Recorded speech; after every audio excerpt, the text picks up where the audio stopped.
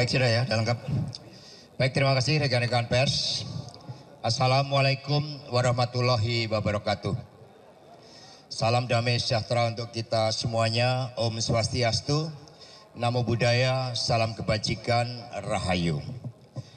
Rekan-rekan pers, terima kasih.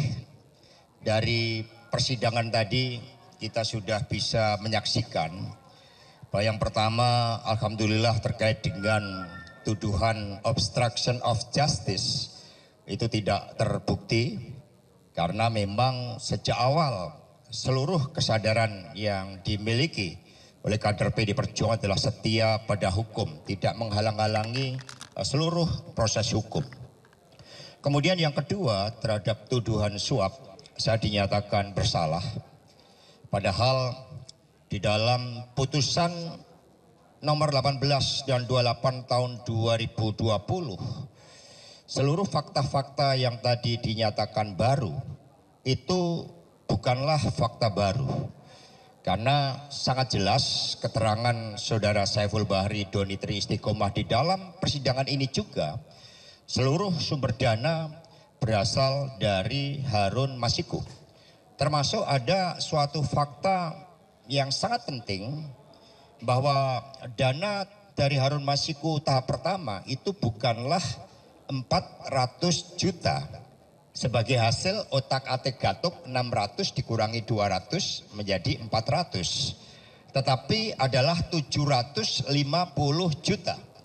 Dan itulah yang kami tegaskan di dalam pledoi juga di dalam sidang nomor 18 dan 28 tahun 2020 tersebut. Sehingga total dana dari Harun Masiku itu ada 1,5 juta.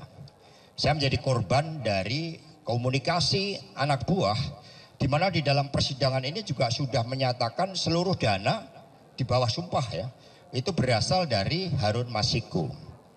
Nah sehingga meskipun proses persidangan kami junjung tinggi, lembaga peradilan tetap kami hormati, tetapi dengan adanya berbagai fakta yang masih disembunyikan tersebut, berupa aliran dana yang seharusnya adalah tahap pertama 750 juta, tapi kemudian dikatakan 400 juta, maka ini telah menyentuh aspek keadilan itu. Karena itulah tema dari pledoi kami adalah menggugat keadilan. Sehingga ini adalah realitas sebagaimana dialami oleh sahabat Tom Lembong. Bagaimana hukum telah menjadi alat kekuasaan. Karena sejak awal, bahkan beberapa hari yang lalu, saya sudah mengetahui informasi-informasi terkait angka 3,6 tahun sampai 4 tahun. Sejak bulan April. Maka saya memutuskan saat itu karena putusan yang merupakan aspek kekuasaan itu ada, tidak bisa saya hindari. Sebagaimana Tom Lembong juga tidak bisa menghindari, sebagaimana mereka-mereka mencari keadilan juga tidak bisa menghindari. Maka saya sudah mengantisipasi dengan cara apa? Saya bulan Juni kemarin sudah diterima sebagai mahasiswa S1 Hukum. Karena saya menghitung itu. Menghitung bahwa bulan April saya sudah mengetahui adanya tuntutan sekian, adanya hukuman sekian. Maka risk responnya adalah, karena ini kekuasaan, saya mengambil kuliah S1 Hukum dan sudah diterima. Sehingga ke depan nanti saya bisa seperti Mas Febri, Pak Magdir, Prof Todung, menjadi pejuang-pejuang pembela keadilan, juga Bung Roni, teman-teman PH semuanya yang telah bekerja luar biasa dengan menjadi lawyer yang akan membela pihak-pihak yang menjadi korban ketidakadilan dari kekuasaan, khususnya wong cilik.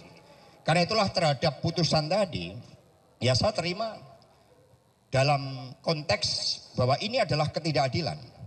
Bahwa tema menggugat keadilan itu akan selalu relevan. Apalagi ini berkaitan juga dengan agenda konsolidasi partai. Sejak awal dikatakan bahwa ada yang mau mengganggu Kongres PDI Perjuangan, mau mengawut-awut Kongres PDI Perjuangan. Karena itulah pada kesempatan ini saya mengucapkan banyak terima kasih kepada penasihat hukum yang tadi juga analisis sementara ini logika hukumnya tidak cukup kuat.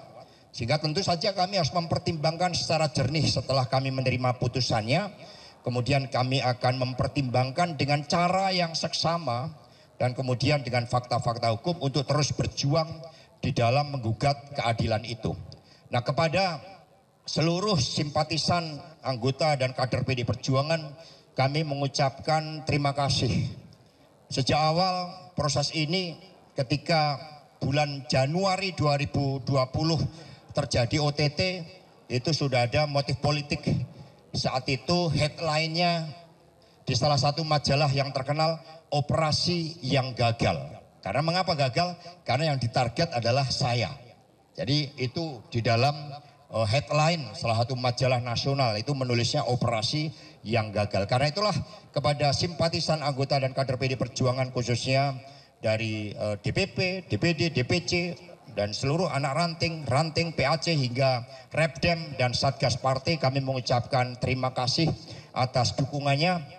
Dengan putusan ini kepala saya tegak karena kita terus akan melawan berbagai ketidakadilan itu. Kita akan menggugat keadilan agar cita-cita keadilan sosial bagi seluruh rakyat Indonesia betul-betul dapat terwujud. Jadi maju tak gentar, kita tidak boleh menyerah, dan saya akan gunakan setiap waktu, setiap detik sebagai karunia Tuhan di dalam memperjuangkan keadilan bersama dengan seluruh komponen masyarakat yang lain. Karena kasus yang dikaitkan dengan saya, teman-teman pers, rakyat Indonesia boleh melihat putusan nomor 18 dan 28 tahun 2020, hal-hal terkait dengan dana 800 juta, 50 juta, 400 juta, semuanya sudah clear dan tidak ada kaitannya dengan saya, apalagi ada suatu motif.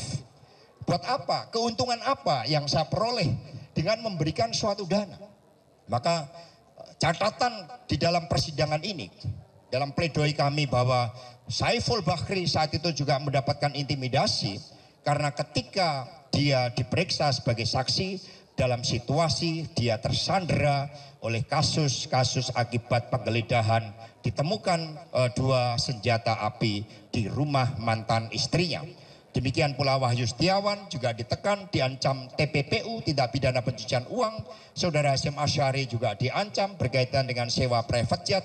Fakta-fakta itu ternyata tidak menjadi pertimbangan. Namun sebagai proses hukum kami hormati, tetapi keadilan tidak akan pernah lari dari setiap upaya untuk memperjuangkannya. Terima kasih, dan selanjutnya dari penasihat hukum kami persilakan.